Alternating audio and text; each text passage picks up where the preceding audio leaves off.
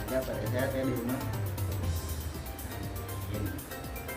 Baik, sebelum kita memulai aktivitas pada pagi hari ini, alangkah baiknya kita mulai dengan baca doa atau kita baca surat Al-Fatihah yang akan baru sendiri, yaitu mulai dari sekarang kita baca dalam hati masing-masing. Mulai Al-Fatihah.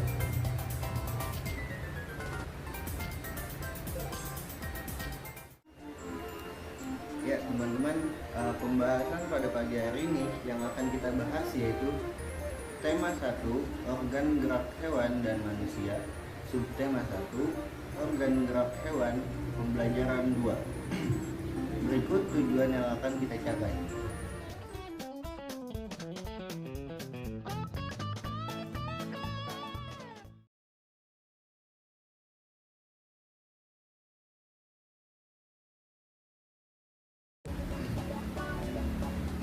Ya, baik, setelah mengamati gambar cerita tersebut, Bapak mau nanya nih, apa itu gambar cerita?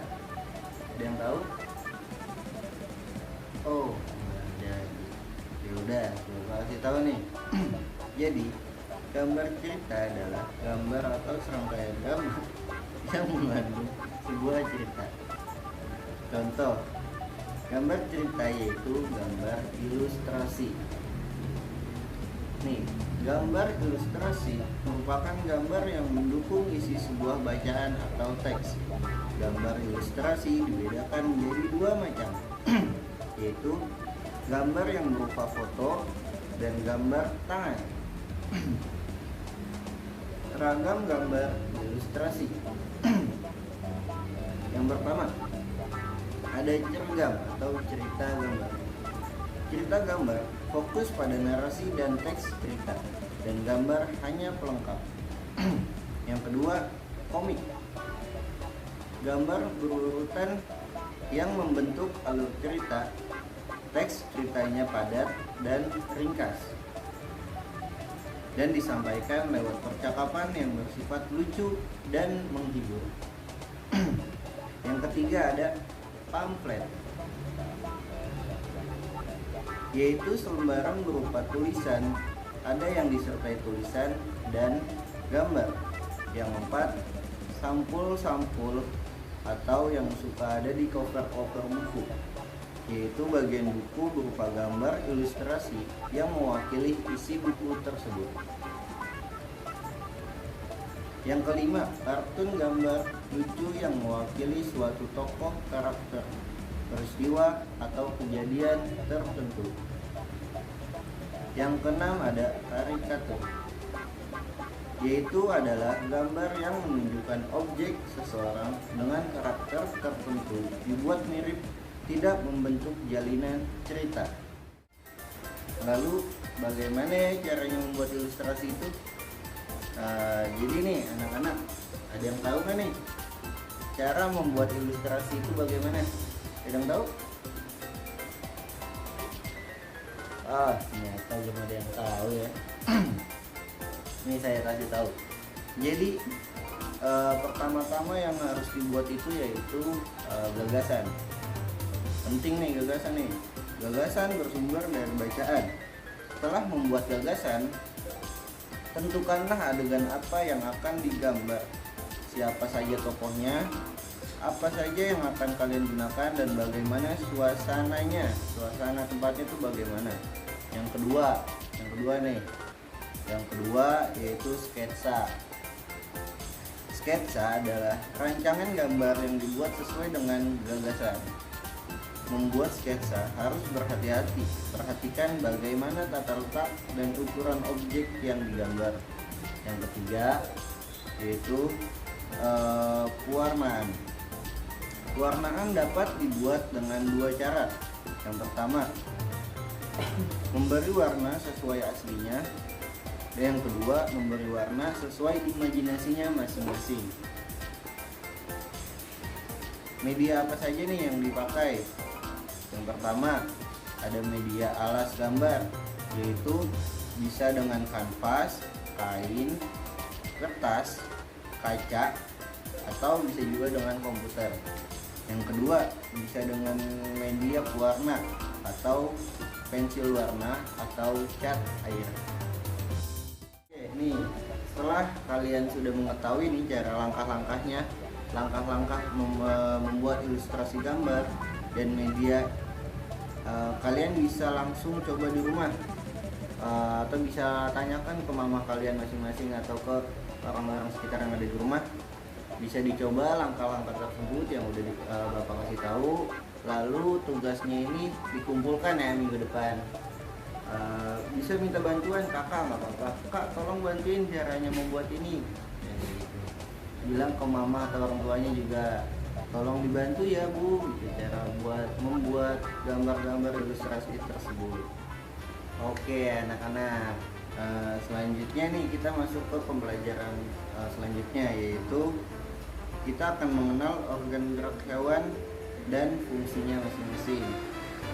Yang pertama kita bahas itu yaitu kelinci. Organ gerak yang dipakai oleh kelinci yaitu kakinya. Fungsi kaki pada kelinci adalah untuk bergerak.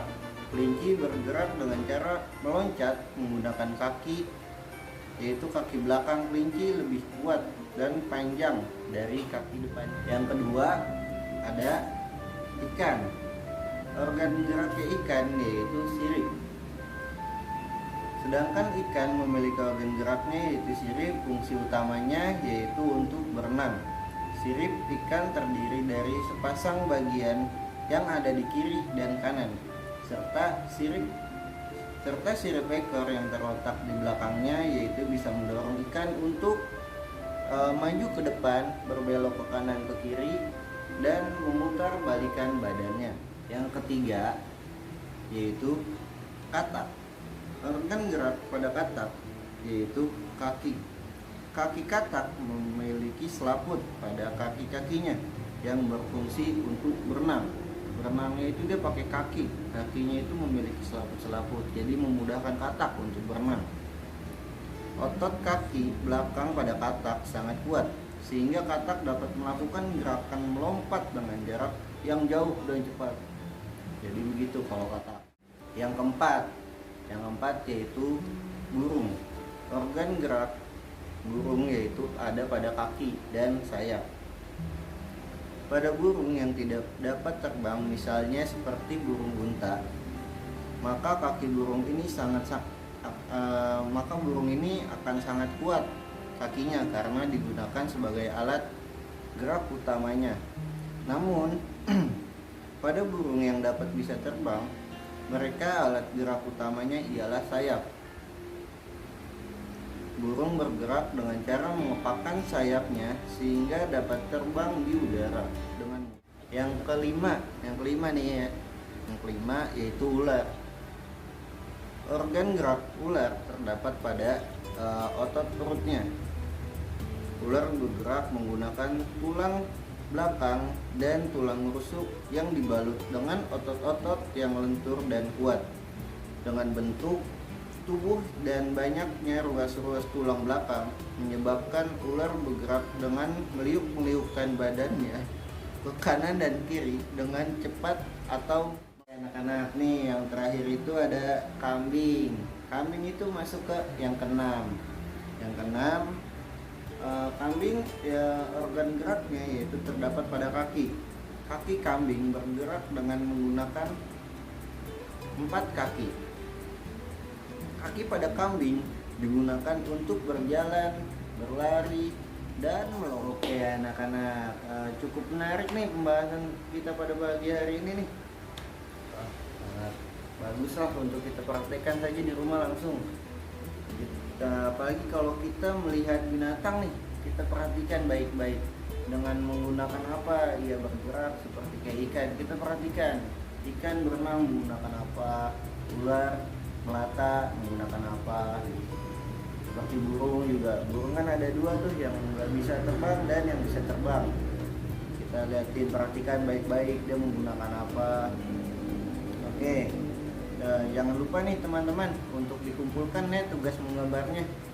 minggu depan bisa dikumpulkan ke bapak langsung, bisa minta bantuan ke orang tuanya masing-masing di rumah.